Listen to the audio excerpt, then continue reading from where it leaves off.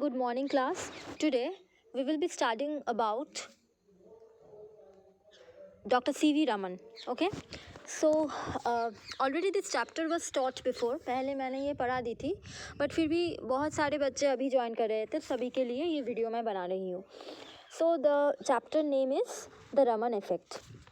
Now we will get to know about the great Indian physicist Dr. Chandrasekhar Venkata Raman. Okay. So as you know, physics was his subject. उनका subject था physics, जो कि science का एक बहुत ज़्यादा important एक portion है. ठीक है.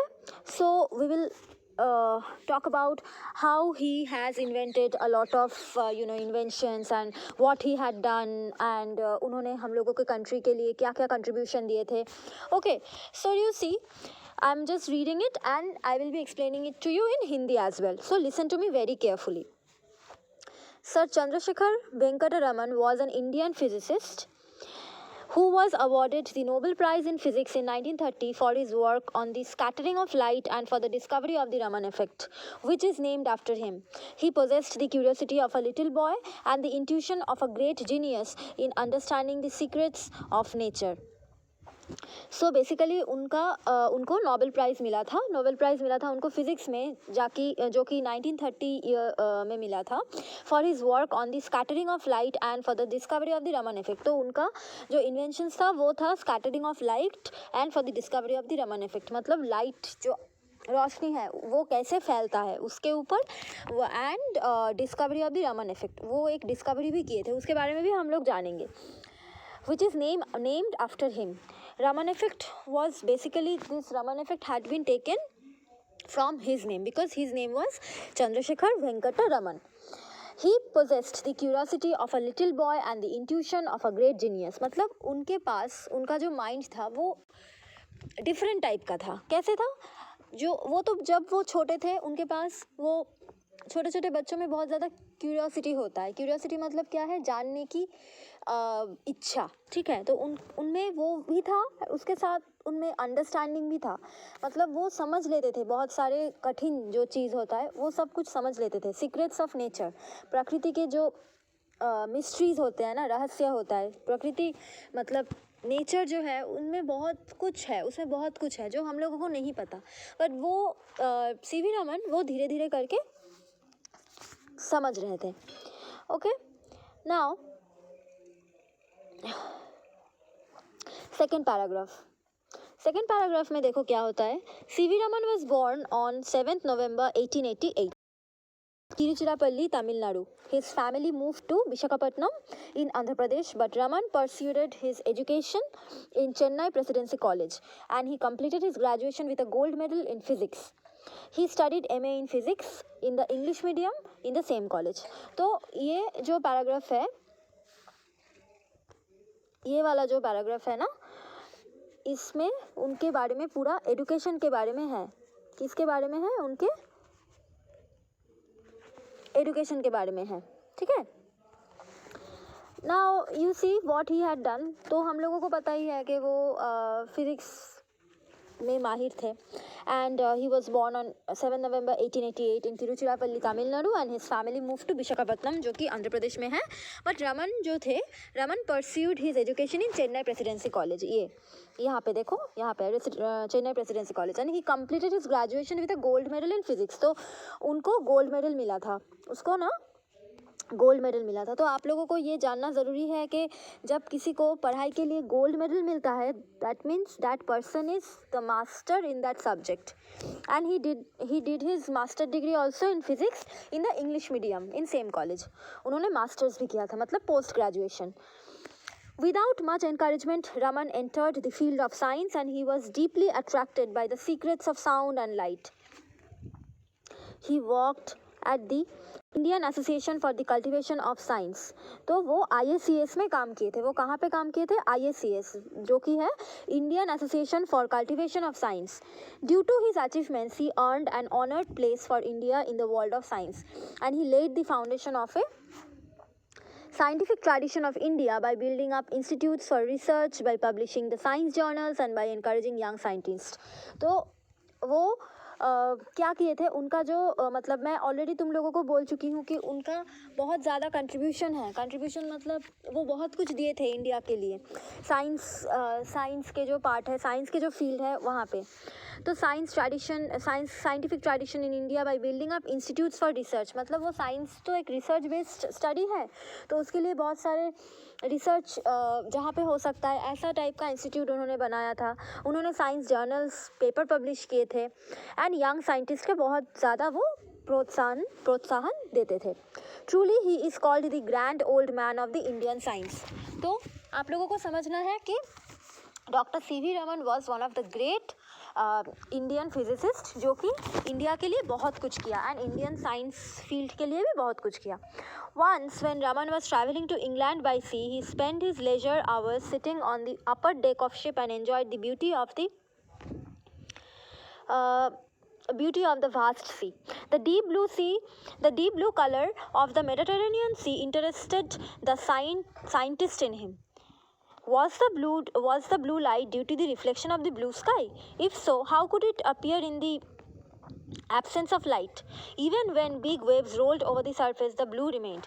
मतलब वो एक बार क्या हुआ था उनका कि वो एक ना पे जा रहे थे इंग्लैंड में। He was travelling, okay, and then वहाँ पे उन्होंने क्या किया, उन्होंने देखा कि पूरा जो समंदर है it was a deep blue sky. पर ये डीप ब्लू स्काई हो कैसे रहा है, मतलब ये डीप ब्लू कलर मतलब कहाँ से आ रहा है? क्या ये आकाश का मतलब आसमान का जो नीला रंग है क्या वो है? अगर वो है तो वो यहाँ पे कैसे रह रहा है? इवन जब बहुत बड़ा वेव्स मतलब लहरें आती है तब भी वो ब्लू कलर रह जाता है। तो ये जो बात उनके मन में खटखटाया एंड उनको लगा कि as he mulled over the problem, it occurred to him that the blue color might be caused by the scattering of the sun's light by water molecules. मतलब देखो सब कुछ में एक मॉलिक्यूल रहता है, राइट? तो वाटर का भी मॉलिक्यूल है, तो वाटर मॉलिक्यूल के वजह से शायद जो सनलाइट जो है, सनरेज जो है, वो शायद ऐसे वहाँ पे वाटर मॉलिक्यूल्स के शायद in that way it was scattering मतलब फैल जाना, जब किसी चीज़ फैल जाता है बहुत दूर, दैट इज़ कॉल्ड स्कैटरिंग, ठीक है। एंड डी ब्लू आकर of the Mediterranean sea interested, अच्छा ये तो हो गया। Immediately after his return to Calcutta he plunged into experiments, मतलब वो क्या किए, वो कोलकाता में वापस आने के बाद वो बहुत सारे एक्सपेरिमेंट करने लगे इसके बारे में। Within a month, he prepared a research paper and submitted it to the Royal Society of London. मतलब लंदन के जो साइंटिफिक रिसर्च एनालिसिस का जो स्कूल है वहाँ पे उन्होंने वो पेपर पब्लिश किया। Next year he published a lengthy article on the molecular scattering of the light. In 1930, Raman won the Nobel Prize for his work on scattering of light and for having discovered the Raman effect. Spectroscopy is based on the theory of Raman effect, but when he was called India's illustrious scientist, he would correct the description with humility. I am just a man of science. He liked all scientific problems, whether they were small or big. His interest and satisfaction lay in the findings of the solution to the problem. Matlab, I was teaching you here. So we were here, right? In this paragraph, he published a lengthy article on the molecular scattering for his work on the scattering of the light and for having discovered the Raman effect. So he got the prize. Why? Because he got the prize for he was awarded the Nobel Prize for inventing the scattering of the light through water molecule. So spectroscopy is based on the theory of Raman effect. We will see the meaning of the spectroscopy. यहाँ पे देखो mark भी किया हुआ है. Now when he was called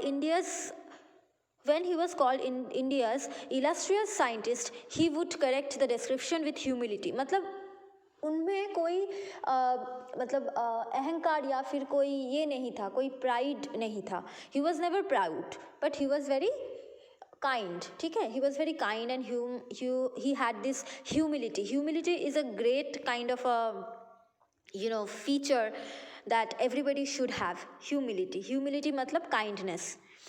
I am just a man of science, मतलब वो खुद को कभी भी बड़ा नहीं करते सभी के सामने, हालांकि वो बहुत ही रिस्पेक्टेबल थे एंड उनका जो कंट्रीब्यूशन है, उनका जो दान है साइंटिफिक फील्ड में इंडिया का, वो लाइक विदाउट कंपैरिजन हम लोग बोल सकते हैं कि it was the greatest contribution from his side. He like all the scientific problems whether they were small और बिग, मतलब उनमें ऐसा कुछ नहीं था कि ये छोटा कोई अगर साइंटिफिक प्रॉब्लम हो तो वो सॉल्व नहीं करेंगे या फिर उसको लेके नहीं सोच. He used to like all kind of scientific problems, and he always used to have the solution for all kind of problem. Now we are in this page number 38, second last paragraph. In 1948, this great scientist entered one more activity phase of life when he became the director of the Raman Research Institute. तो आप लोगों को ये सब जो छोटा छोटा करके जो information मिल रहा है वो आपको याद रखना होगा. यहाँ पे देखो, in 1948 the great scientist entered one more active phase of life when he became the director of the Raman Research Institute. मतलब Raman Research Institute was the institute for science and he was the director of this, and at the institute he could concentrate on the things that interested him, and he searched on sound, light, rocks, gems, birds, insects, butterflies, seashells, trees, flowers, atmosphere, weather and the physiology of vision and hearing. मतलब वो सभी चीज़ में जो जो चीज़ के ऊपर ना examination हो सकता है, एक्सपेरिमेंट हो सकता है, सभी चीज़ के ऊपर लेके वो बहुत स्टडी करने शुरू करे. And then he started studying of different field of science, जैसे फिजिक्स है, जियोलॉजी है, बायोलॉजी है, physiology, everything. Among them, sound and color particularly attracted them, and he was more attracted with what? Sound and color. Many countries and the institutions continued to honor him. बहुत सारा countries and the institutions उनको honor करने लगा और ज़्यादा respect करने लगा, and he was knighted in 1925 and 19 here this is not clear, so you just see the year in your book, and was honored with the Nobel Prize for Physics a year later. So when Raman was offered a toast during the Nobel function, being a strict teetotaler, he is supposed to have responded, "Sir, you have seen the Raman effect on alcohol. Please do not try to see the alcohol." Kind of a saying, okay, like Raman effect was such ना. Raman effect एक ऐसा चीज़ था जहाँ पे आप पूरी रोशनी देख सकोगे. इसके बारे में एक वीडियो मैं अलग से बना के आप लोगों को दूंगी. फिलहाल तो आप स्टोरी समझो. The greatest honour of the government of the India confers on an India is the award of Bharat Ratna. Confers on an Indian is the award of Bharat Ratna, and Raman became the Bharat Ratna in 1954, and India also celebrates 28 February as National Science Day in honor of Raman's discovery on the day. C.V. Raman died on 21st of November 1970. So ये वाला last paragraph is also very important कि उनको भारत रत्न मिला था, जो कि highest civilian award है जो हमारे देश से दिया जाता है. And Raman became the Bharat Ratna in 1954. India also celebrates 28 February, मतलब 28 February National Science Day मनाया जाता है. Why? Because in the respect of, in the honor of Raman's discovery of that on that day, and he died on 21st November 1970. So I hope that this chapter is clear to you all, and go through the video once and twice and thrice, how many times you want, and then you get back to me and tell me if you have any doubt in understanding. Thank you.